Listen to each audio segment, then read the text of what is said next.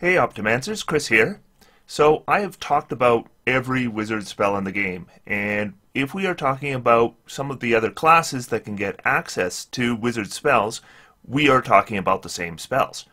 However, if we are talking about a different style of character, this often changes how we view those spells in context with the character we're playing.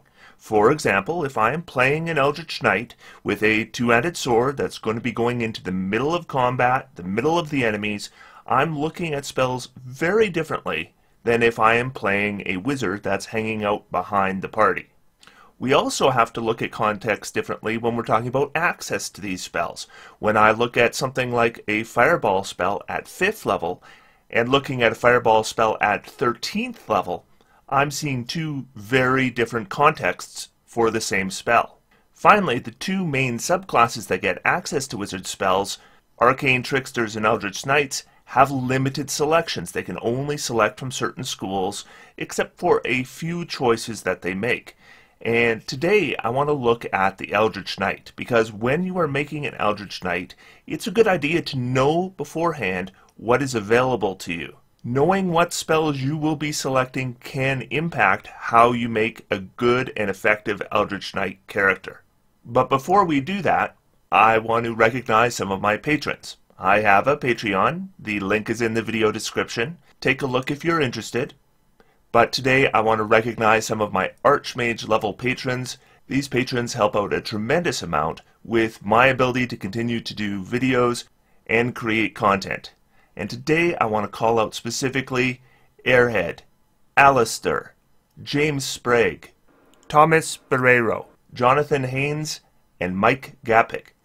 Thank you all so much for your continued support.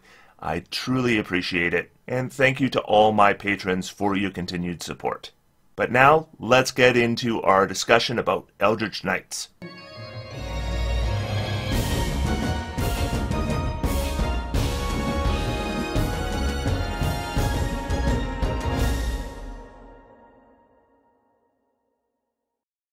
So the Eldritch Knight is a subclass available at level 3 to a fighter. Now the first thing we need to be aware of when we choose Eldritch Knight is, although they get spell slots, they don't get very many, and their spell progression is extremely slow. If we multiclass an Eldritch Knight, they're considered to have 1/3 of their level when we're determining spell slots when we're multiclassing spellcasters. But if we are going straight Eldritch Knight, just be aware that although we're getting 2 first level slots at 3rd level, and that doesn't sound too bad, at 6th level we still only have 3 first level slots. At 12th level we're still limited to 2nd level spells, and we're not getting 4th level spells until 19th level. This subclass will never get more than 11 spell slots. So when we are looking at spells, just be aware that if you are choosing spells like Magic Missile, for example, where you cast it 1 round and you get 1 small effect and it's done, that effect better be really dramatic for it to be worth you using one of your spell slots for, because you can run out of spell slots extremely quickly. Ideally, your Eldritch Knight is not relying on their spell slots. They're relying on their weapon use because they're a fighter, and spell slots shouldn't replace weapon attacks. Spell slots should enhance them. Now, when you begin your progress as Eldritch Knight, you are going to be making 3 spell selections of first level spells. 2 of those are going to be limited to the Abjuration and Evocation school, and the vast majority of your spells, over 20 levels, you'll have 13 spells known, and 9 of those 13 are going to be limited to the Abjuration and Evocation schools. At 3rd level, you're going to be able to choose 1 first level spell from any school. And at 8th level, you'll be able to choose 1 second level spell from any school. At 14th level, you'll be able to choose 1 3rd level spell from any school. And at 20th level, you will be able to select 1 4th level spell of any school. So what this would normally mean is, like when we get to 13th level, for example, we're going to get a 3rd level spell, and that would have to be from the Abjuration or Evocation schools. However, we can get around that to a certain degree, because every time we level up, we can change one of our spell selections. And if we change one of our spell selections that is from a not limited school, we can change it to another selection that is not limited. So if we were to take our 2nd level spell from any school at 13th level, we could change it to a 3rd level spell from any school. So that would allow us to select a spell from any school of 3rd level at 13th level, as long as we gave up one of our previous selections. Now the Eldritch Knight will get 2 cantrips, and at 10th level they receive a 3rd cantrip. Cantrips for an Eldritch Knight are not limited by school. You can choose any cantrip in the game that is available to wizards for your Eldritch Knight. Now I'd like to discuss briefly the subclass abilities for the Eldritch Knight. At 3rd level we will be getting Weapon Bond as our subclass ability. And what this does is you can select up to 2 weapons and they become bonded for you. And what happens is you can use a bonus action to summon those weapons to your hand. I would say the main use of Weapon Bond is if you want to play a fighter that can switch between melee and ranged.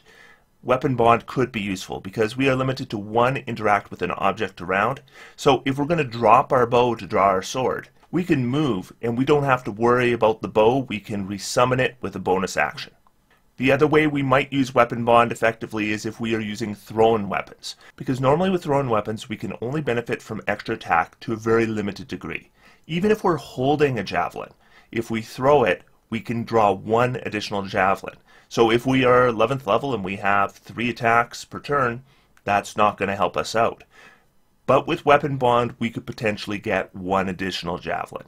Or at level 5, we'd be able to use 2 javelins, even if we didn't have 1 currently equipped. In the end, Weapon Bond probably isn't going to change our spell selection much at all. At 7th level, we're going to get War Magic. Now what War Magic does is when we use our action to cast a cantrip, we can make 1 weapon attack as a bonus action. Now we might ask, at 7th level, how many cantrips do we want to be casting in combat? And this really depends on your build, but I do think there are uses for War Magic.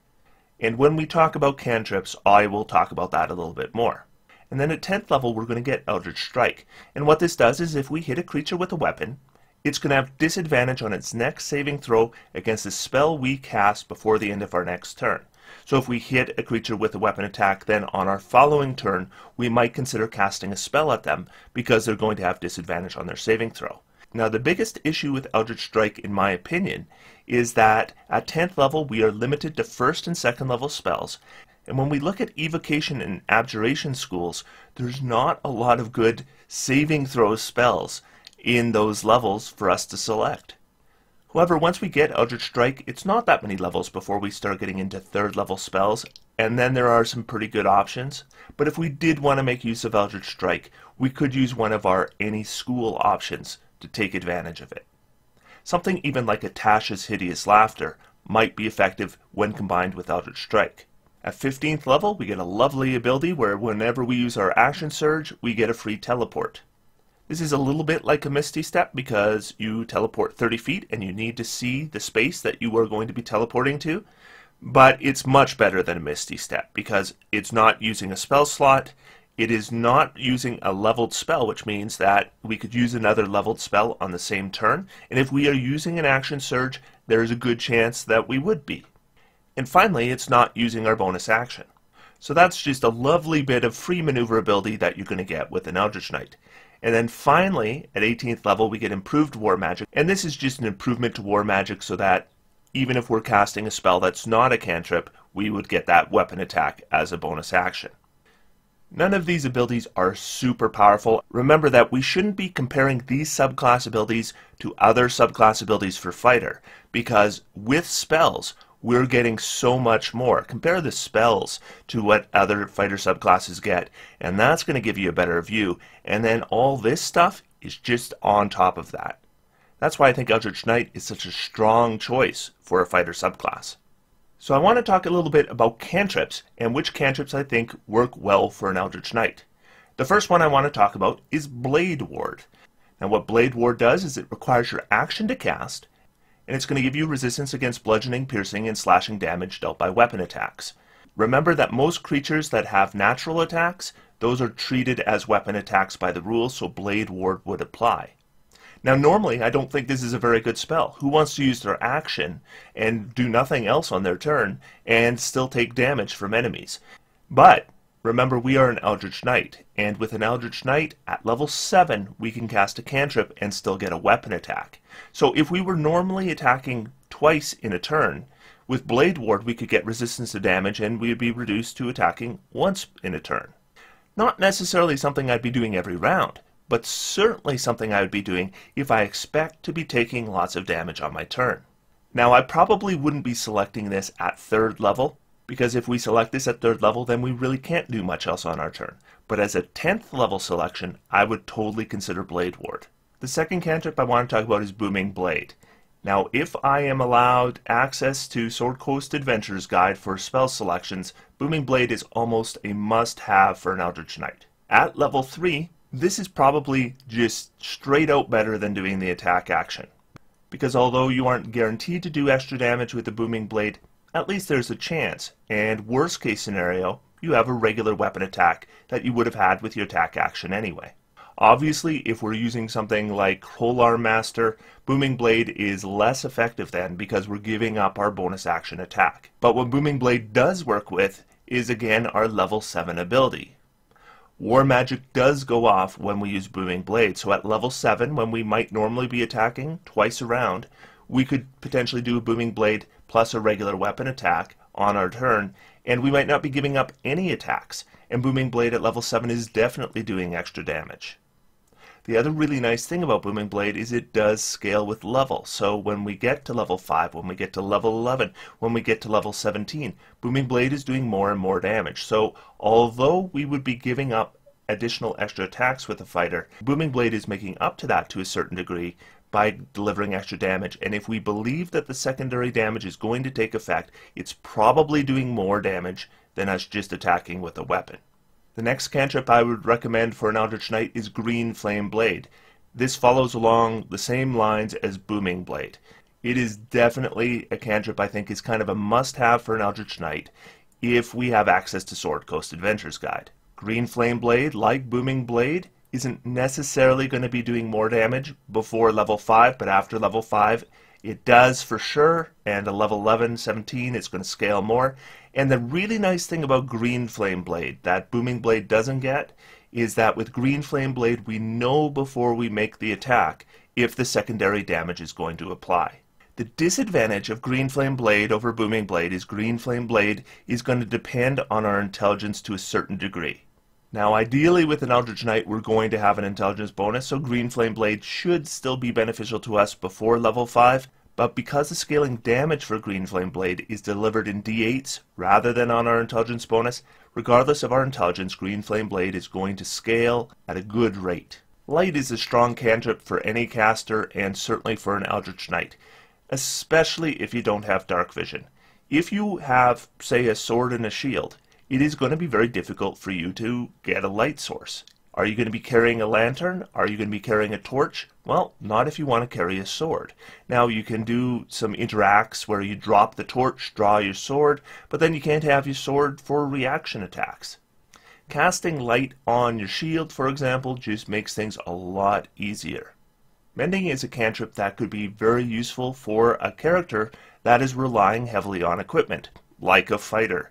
So our weapon, our shield, our armor, there are creatures in the game that can damage it. Mending is a way for us to take care of those issues.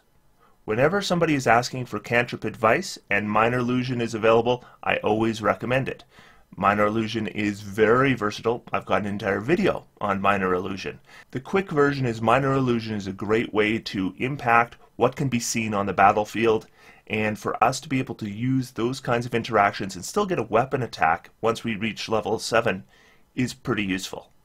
Now, if you are playing an Eldritch Knight that is an archer, you might want to consider Mold Earth.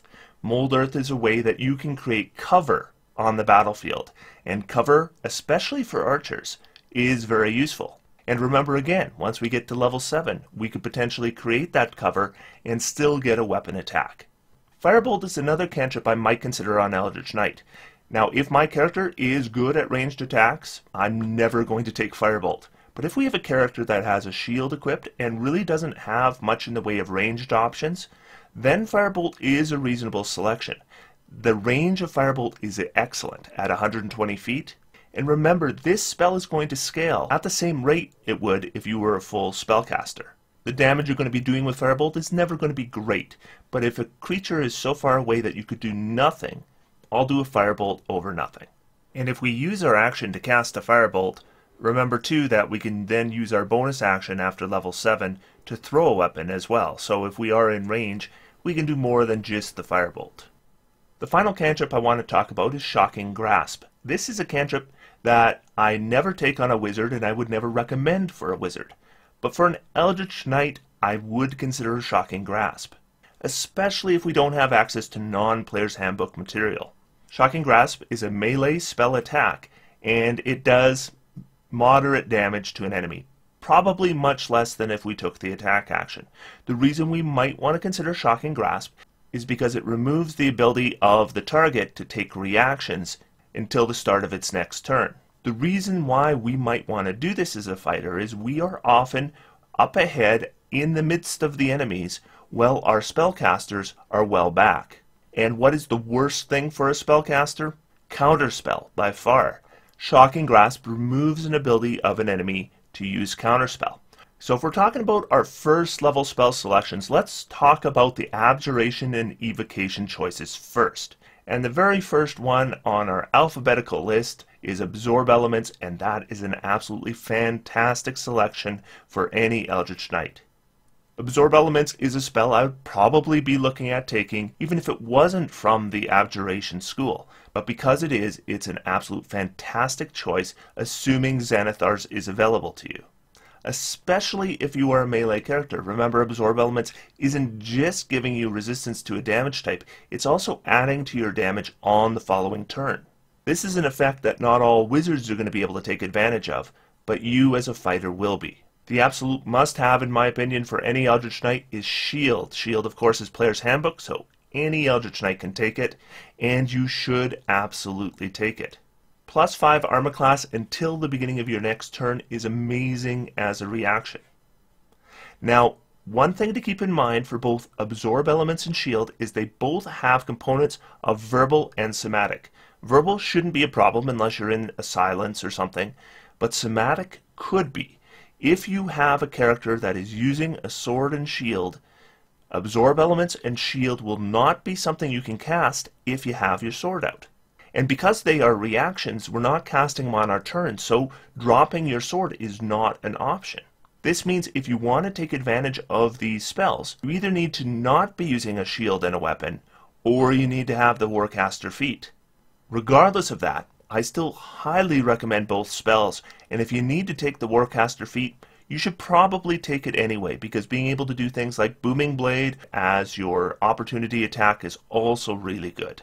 Never mind the ability to maintain concentration. Warcaster is still a great feat for an Eldritch Knight, not just for primary spellcasters. Next spell I'd consider is Thunderwave. Once again, Thunderwave is a player's handbook spell, means it should be available to any Eldritch Knight, and when it becomes available at level 3, this is still a pretty effective spell. And keep in mind that fighters tend not to have area of effect attacks, so being able to add an area of effect attack to your options is a really good thing. The other thing to remember is Thunderwave provides a saving throw, and if you fail that saving throw, in addition to taking full damage, you are pushed back 10 feet. So this spell can be useful tactically as well, and it's one of the few spells that we might consider taking with our Eldritch Knight that could take advantage of our ability to provide disadvantage to a saving throw. So if you have a big enemy and they are standing perilously close to a big drop, then even if the Thunderwave damage is insignificant at that point, we might still consider doing it if we can provide disadvantage on the saving throw. Still, Thunderwave I think will be pretty effective at level 3 and probably not very effective at high levels, so this might be a spell we would want to switch out. And what would we switch it to? I would probably look at switching it to Protection from Evil and Good. Protection from Evil and Good requires an action to cast, and a duration of 10 minutes is pretty good. Now, Protection from Evil and Good isn't good in every combat, but it is good against a lot of creatures. It's not just providing disadvantage on attack rolls against you, but it is also preventing you from being charmed, frightened, or possessed. Charmed and frightened, getting immunity to those is a big deal. So this is a circumstantial spell, but when we are going up against those fiends and undead, or those few other kinds of creatures we'll come across once in a while, Protection from Evil and Good is a good spell. As for our first level spell we can choose from any school, I really have one suggestion, and that is Find Familiar. I think this is going to be way better than any other spell you could choose. Now, Find Familiar is a ritual spell, and we can't cast it as a ritual. That means we have to use our spell slot to cast it. Still well worth it. Remember, Find Familiar lasts until you lose that familiar. And the Find Familiar can do so many useful things for you. It can combine with other spells, and it can provide you the help action in combat. And as a fighter, that is huge for us. Find Familiar is such a good spell. I have an entire video on Find Familiar if you want to check it out. Now when we get to second level spells, it becomes a lot harder to select those Abjuration and Evocation spells because I don't think there are a ton of good options. One of the better ones, I think, is Darkness. Darkness is Player's Handbook, so it can be taken by any Eldritch Knight. And because we can cast it on an object in addition to a point in space, we can have Darkness move around. Now, Darkness doesn't do what a lot of people think it does. A lot of people think that you have Darkness and everybody has disadvantage on attack rolls. And although technically that's true, everyone also has advantage on attack rolls, and it all cancels out, and everyone pretty much attacks straight up when they're in Darkness. At least by the rules. Some DMs, of course, house rule it, but if we're playing the rules as they're written, if a creature can't see you when you attack them, you have advantage to hit them, and if you can't see them, you have disadvantage to hit them, and those just cancel out. So a lot of the complaints about this screwing over the party aren't accurate. The one member of the party this might screw over are the spellcasters that rely on spells that require you to see the target, and there are a lot of spells that require you to see the target. Clerics especially have a lot of spells that require seeing the target. And that's why Darkness can actually be a good selection, because enemy spellcasters can also be messed up by the Darkness. Darkness can also be useful against creatures with petrification attacks, something like a basilisk, something like a Medusa. Being able to completely cancel out all line of sight can really even the battlefield when one side has a particular advantage. And when that advantage belongs to the enemy, that's when a Darkness spell is actually pretty useful. This is going to be really circumstantial for you. You're not going to be able to use Darkness effectively in every combat, but you will be able to use it effectively some of the time, and when we have limited choices at second level, it is definitely something I'd consider. Shatter is also a spell I would consider as a second level choice. Shatter is an area of effect. We potentially already have Thunderwave, but Shatter covers a bigger area. It also has range, which Thunderwave doesn't have, and it does a little bit more damage. The issue is 3d8 damage by the time we're going to get this isn't going to be very much, and it's going to become progressively worse as we level up. And because Shatter doesn't have a pushback effect like Thunderwave, it's tactically less useful as well. The only real utility use of it is it can destroy objects that are unattended. And although that might occasionally come up, I wouldn't expect it to come up regularly. Still, again, we don't have a lot of area of effect options. If there are a lot of creatures we can hit with a Shatter, it still might be more effective than us making weapon attacks. It also gives us a ranged option if we're not a ranged character.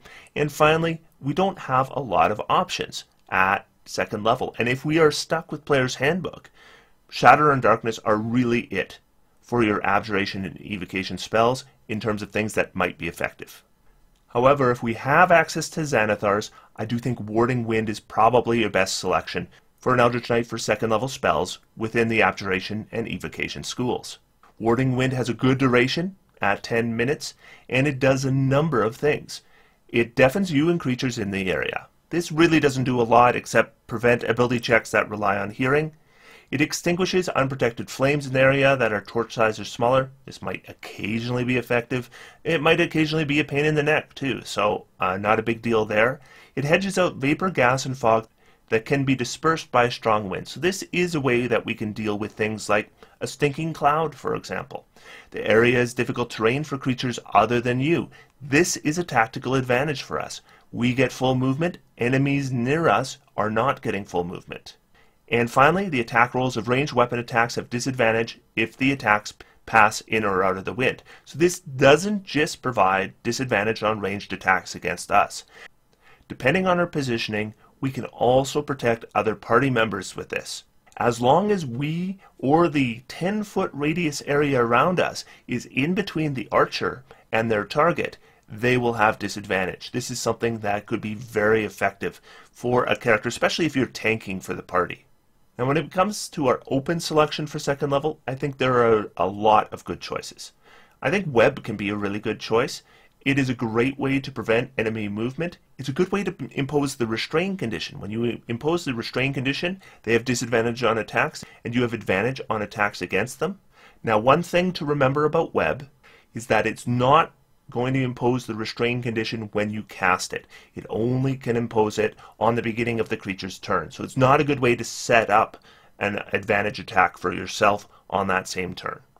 But in terms of control spells at second level, web is probably the best in the game, and because it's on the wizard spell list, it is available to us, though it would require our open selection. Now, if straight doing damage is your main concern, Dragon's Breath is probably something you want to consider. And the reason is because you probably took Find Familiar at first level, and now what that would give you is your Familiar could use their action on their turn to do an area of effect 15-foot cone that delivers 3d6 points of damage. We can choose between a number of different types of damage for this to do, and they can do it round after round for an entire minute. And this is a bonus action to cast, so we can still take the attack action on the turn we cast this. Finally, if we cast this on our familiar, at least by my reading of it, we shouldn't need to touch the familiar. Normally this is a touch spell, but a familiar can deliver a touch spell as a reaction. And by my reading of it, a familiar should be able to deliver a touch spell to themselves. The issue I have with using Dragon's Breath on your familiar is actually mainly that I find that once the familiar starts delivering damage, it's different, I find, when the familiar is delivering the help action. Because when the familiar is delivering the help action, even though technically that familiar is indirectly delivering damage to the enemies, mentally it feels like it's that creature that made the attack that's delivering the damage. And so emotionally, I think the bias is to attack the creature making the attacks. But soon as the familiar is directly delivering damage, like through a Dragon's Breath, I think that's when it clicks with the DM. These creatures would want to kill that familiar. And familiars are dead easy to kill. So just keep that in mind. You raise a Dragon's Breath on a familiar, they are very likely going to become a target of enemy attacks. Now, if I am playing in a campaign and I have access to second level spells and I haven't gotten a magic weapon yet, I'm 100% taking magic weapon. Messing around with creatures that have resistance to non-magical attacks is just not something I think I should be doing anymore when I get to mid-levels. So if the DM is not going to give me a magic weapon, I'm going to get my own, and magic weapon is the way to do that. 1 hour duration is a great duration on this. It's just a bonus action to cast, and there's just no way I'm going to find myself without a magic weapon in a campaign where I am moderate or higher level, because there's just way too many creatures, resistance to my damage otherwise. Now, if this is a campaign where everybody's got magic weapons, then there's no point in taking this. This is specifically something that I would absolutely 100% take in any campaign where magic weapons were not available. If we are playing a defensively minded character, and even if we're not really, Mirror Image is almost certainly the spell I would select with that second level spell slot. Mirror Image is something I take on pretty much any spellcaster that has availability for Mirror Image, including an Eldritch Knight. This is exactly the spell I want to be setting up if I am using my Action Surge. And then 3 of the attacks that are going to be coming against me are going to turn into automatic misses. The final spell I would consider for that slot is Shadow Blade. Now, Shadow Blade gains the same advantage of magic weapon, because when we're dealing with creatures that have resistance to non-magical weapons, Shadow Blade delivers psychic damage, so it should be able to avoid that. Shadow Blade also probably does more damage than the current weapon we are holding. Especially if we're playing a dexterity fighter, then being able to access the finesse property is going to be really useful. Also, if we're a 2-weapon fighter, it has a light property, so it qualifies for 2-weapon fighting. Also, Shadow Blade gives you advantage on attacks if you're in dim light or darkness. And so if you're in dim light or darkness, then Shadow Blade is a huge advantage for you. My issue with Shadow Blade is it is a very short duration spell. This is a one combat spell. So if we're relying on Shadow Blade in order to get past resistances to damage, this is not something that's going to help us over multiple combats. And that could be an issue because we don't have a lot of spell slots. So that brings us into our third level spell selections, and if I'm looking at Abjuration and Evocation schools, the very first spell I'm looking at is Counterspell. Now keep in mind that we're not going to be as good at counterspelling as a wizard, and the reason is because our intelligence score isn't going to be as high. So if we are countering a spell that's 4th level or higher, our chance of success is lower. But still, even if we use Counterspell with a 3rd level slot, we still have a chance of countering a 9th level spell. But really the main reason I'm taking this is going to automatically counterspell anything of 3rd level or lower. And 3rd level spells can still be absolutely debilitating to us. Being able to counterspell them as a reaction not only takes the pressure off your primary casters in the game, but it also is a useful defense for you. Another thing about counterspell is that if an enemy is using counterspell as a 3rd level spell, you can counterspell it automatically. And we can end up in counterspell combats where our wizard casts counterspell, and then the enemy wizard counterspells our wizard's counterspell. Then we could counterspell that enemy wizard's counterspell, and so on and so forth. And that just gives us one more use of counterspell in our party. That's very useful, even if our intelligence isn't high. The next spell I'd consider is Dispel Magic. Dispel Magic is something we cast on our turn, and it takes an action. And one thing I like about Dispel Magic is it can cancel more than one spell. You can have a creature affected by multiple spells, and Dispel Magic will get rid of all of them. Now, like with Counterspell, anything over 3rd level, we're going to have to make a roll, and we don't get any bonuses on that roll, unlike some other classes and subclasses. But again, that doesn't mean the chance is impossible. There's still a chance for us. And of course, we could be boosted as well. We could have a Bardic Inspiration, for example, and that will improve our odds. This is still a useful spell for an Eldritch Knight to have. Now I need to talk about Fireball because everyone's going to be thinking about Fireball. Isn't it going to be great when the Eldritch Knight can cast Fireball? Like with Shatter, I think this is one of those things you would take if there's no other good options, except we do have some decent options here. And we're never going to have very many spell slots for 3rd level. At 5th level, I think Fireball is a really good spell. But at 13th level, I just don't think it's a great spell anymore.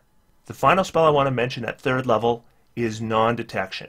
Now, I would not take Nondetection right at 13th level, but what I would do once I get 4th level spells, I'd probably switch Dispel Magic for Nondetection. Nondetection is long duration, doesn't use our concentration, and it would protect us from divination magic, because at 19th level I'm likely going to have access to improved invisibility, and Nondetection is a nice booster to improved invisibility, and it can be set up long beforehand. Now, when it comes to our non-restricted 3rd level spells, the very first one I'm going to look at is Haste. Haste works quite well with an Eldritch Knight. Requires our action to cast, but we still can take the attack action after we've cast Haste using our hasted action, though it limits us to 1 weapon attack. But then for the next minute, we're going to gain a +2 bonus to AC. This is a big bonus. It's also going to give us advantage on dexterity saving throws, and every turn after we cast Haste, we can take an additional action. Now the actions we can take are limited. I wish we could take the dodge action. We cannot, but we can take the attack action and we get 1 additional weapon attack. And finally, Haste doubles our speed. And this doesn't get talked about enough, but there is a huge tactical advantage to increasing your movement. The other spell I'd be considering at 3rd level is Hypnotic Pattern. Hypnotic Pattern isn't a straight boost to our damage like Haste is, but Hypnotic Pattern can just win a fight for us. And Hypnotic Pattern is one of those spells that is going to remain good even at high levels. And even though our spell DC might not be as high as somebody who's been raising their intelligence, when we hit multiple creatures with spells, there's still a good chance that some of them are going to fail. And Hypnotic Pattern is devastating to those that fail their saving throw. Hypnotic Pattern is still a spell I cast even with a high level wizard, and certainly with an Eldritch Knight, I'd be looking at it. Final spell I'd even consider for my open selection for 3rd level spells is Thunderstep. Thunderstep can do a lot for us to improve our maneuverability and the maneuverability of other party members. Because we can take a passenger with a Thunderstep, that can be incredibly useful to us. So you're stuck in a Transmute Rock spell, you can Thunderstep out. You're surrounded by enemies, you can Thunderstep out. And then you can get to the tactical place you need, maybe the enemy spellcaster, and you can take somebody else with you. Not one you're going to need every round, and that's good, because with 3rd level spells, we don't have a lot of castings. That brings us to our 4th level spells, and one of the first ones I'm going to consider if I'm playing a melee character is Fire Shield.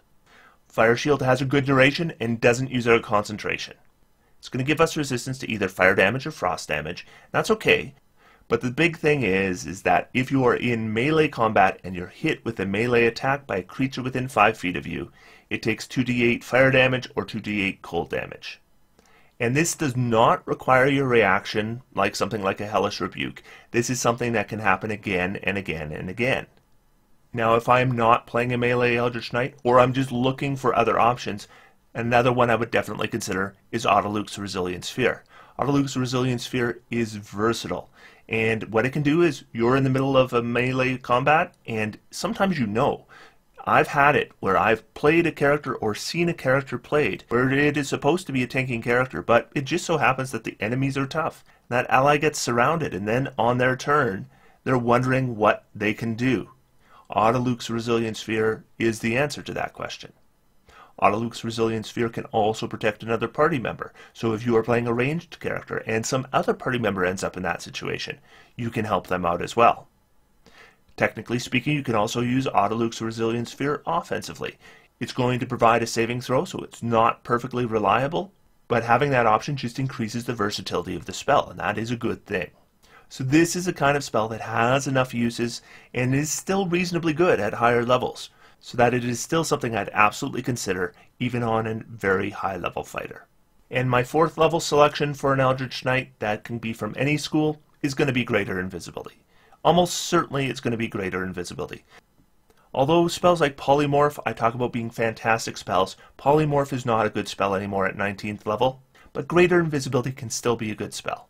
Especially when you're combining it with making 4 attacks with your attack action. Greater Invisibility is going to give you advantage on every single one of those attacks, and all attacks against you will be made with disadvantage.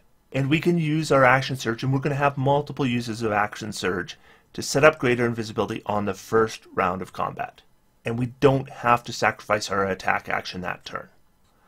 And this is just one of those spells that it doesn't matter if I'm melee, it doesn't matter if I'm ranged. Greater Invisibility is going to help me out tremendously in either case. Now, the disadvantage of Greater Invisibility is that we can only cast it once, and it doesn't last all that long. So this is one of those spells that we're going to cast in the biggest, most important combat of the day. And it is probably going to have a bigger impact on that fight than any other 4th level spell we could select. So those are the spells I would recommend for an Eldritch Knight. I'm going to be listing them in the video description, so if you want to come back and reference this video, you can do so without watching the whole thing again. You'll also find my discussion for each spell time-stamped in the timeline of this video. Next week, I'm going to be looking at the Arcane Trickster, and we're going to be doing a very similar analysis. So until then, I'm going to sit back, relax, and have some fun. D&D is for everyone. Thanks, everyone, and I will talk to you next week.